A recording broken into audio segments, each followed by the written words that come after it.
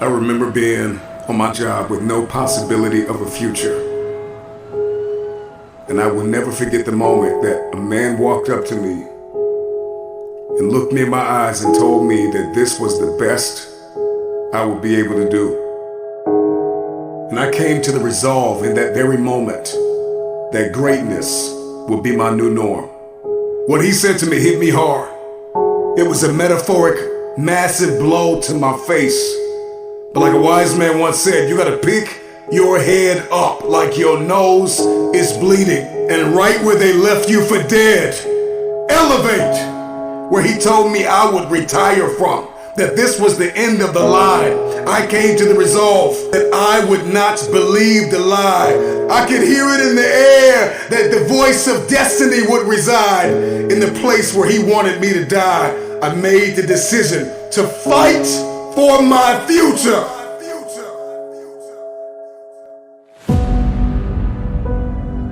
You will not pause.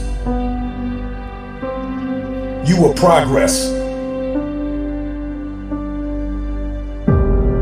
You will not expire. You will evolve. You will not crumble in the midst of crises.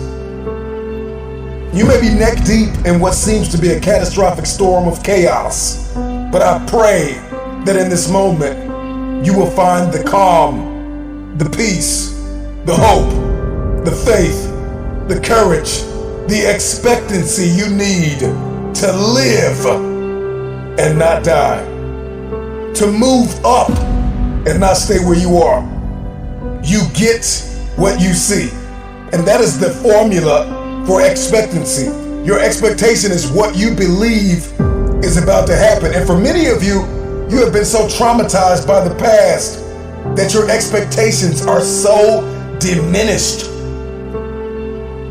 Your expectations have been dying a slow death because of the trauma of the past. You expect nothing. And so you feel like, if I don't expect anything, then you can't hurt me. If I have no expectation on you, then you cannot disappoint me. If you are going to win the fight for the future, you are going to have a high expectation. It was Kobe Bryant that said everything negative, pressure, and challenges is all an opportunity for me to rise. It's crises that reveals what we are comprised of. And I ask you the question, are you praying the darkness away, or are you becoming the highest version of yourself in the midst of the darkness?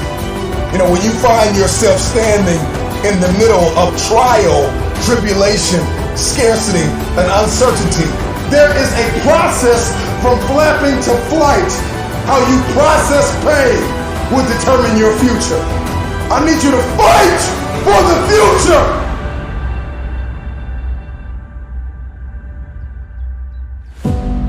Let that sink in for a minute.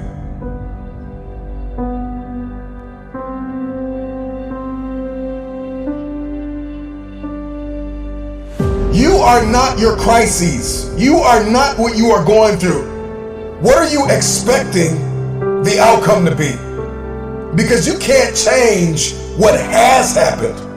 However, you can change what will happen.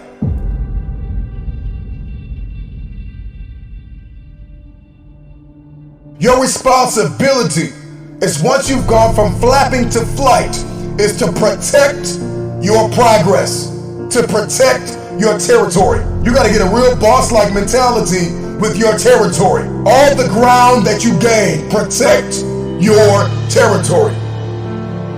I ask you the question, when are you going to stop thinking that you are what you are going through? When we step into elevation and we get that, what I like to call that bird's eye view, we gain a greater perspective when we zoom out. And too many of you are guilty of becoming what you are going through. You are not what you are going through. See, in the game of life, those who have an elevated perspective will inherit the future. And it is time for you to fight for your future. How bad do you want the future? I want you to let that question sink in. Because the day you stop quacking with ducks and start flying with the eagles, all of a sudden everything changes. But for many of you, you are addicted to the company of the duck. I need you to scrupulously examine the landscape of your relationships. Because if nobody told you, let me be the first one to tell you, separation precedes elevation. It's a lot of people in your life that are holding you down, that are holding you back. There are some people you are going to have to let go of in order to elevate above the noise, above the dysfunction, to be a light shining brilliantly through the darkness, above the uncertainty, high above all murky waters, beyond the pain of the test and trial.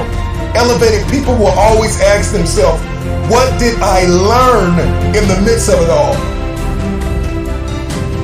King David said in Psalms 119:71, it was good for me that I had been afflicted, that I might learn thy statutes. And when you're stepping in this space, in this realm, in this world of elevation, you are not asking God, why am I in pain? You are asking God, what am I getting ready to become? With high expectation, elevated people will ask themselves, what am I getting ready to become? And what will I learn in the midst of this? While the world is in panic, while the world is perturbed, while the world is puzzled, you pray and plan your next move. Don't fear the dark. Ask yourself, what did you learn in it? Adversity is our advantage. Decide to come out of this better. Find yourself in this elevated place. Everybody wants it. We want promotion. We want the upgrade. We want advancement. We want to move up. We want to have a competitive advantage in the marketplace. My attention has been arrested by the conversation of the bird. Oftentimes learning to fly means falling from the nest and making that long trip back to it. And some birds never make it back to the top. But for the ones that do, once they learn to spread their wings, the game changes. Once they learn to start to spread their wings and then they begin to flap those wings, then all of a sudden their life goes to that next level.